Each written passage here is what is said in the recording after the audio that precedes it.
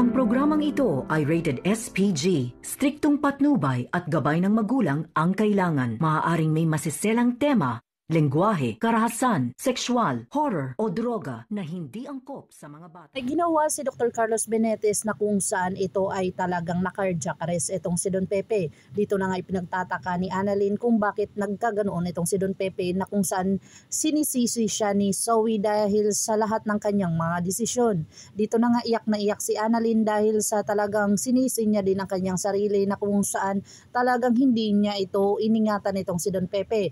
Pero sinabi ni Dr. Lindon sa kanya at ang kanyang ina na talagang wala siyang kasalanan at naging successful ang kanilang operasyon. Dito na nga talagang porsigido itong si Giselle na malaman ng katotohanan. Kinuhanan na ng fingerprints itong si Moira at kung saan talagang kukuhanan din nila itong si Zoe. Dito na ikinagulat ni Zoe ang lahat ng mga pangyayari na kung saan talagang porsigido itong si Giselle na kikitisin or talagang matuntun ang may sala na kung saan ito ay nagdulot ng maraming trahedya sa buhay ni Don Pepe.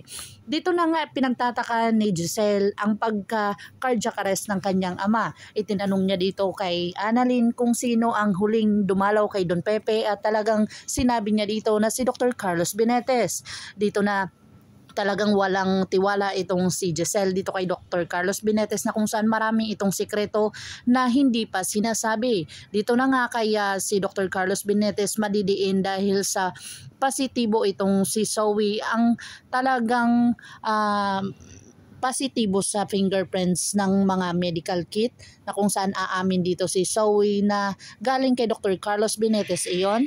Dito na nga talagang porsigido itong si Dr. Carlos Benetes na kithili ng buhay ni Don Pepe dahil sa kinumpronta siya dito ni Lynette na kung saan sinabihan siya ni Giselle na talagang may kinalaman itong si Dr. Carlos Benetes sa pagkakaroon ng cardiac arrest ni Don Pepe. Dito na nga galit na galit itong si Dr. Carlos Benetes na kung saan talagang kikitilin niya na ang buhay ni Don Pepe para hindi na ito makapagsalita. Pero ikinagulat niya dahil sa paggising ni Don Pepe ay talagang napagulat at napalaki ang kanyang mata dahil sa mga nakikita niya. Pakakabangan natin ang mga susunod pa na episode na ito. Ang abot kamay na pangarap. If you like my story, please like, share, and subscribe para ma-update po kayo sa mga susunod pa. Yun lamang po at maraming salamat.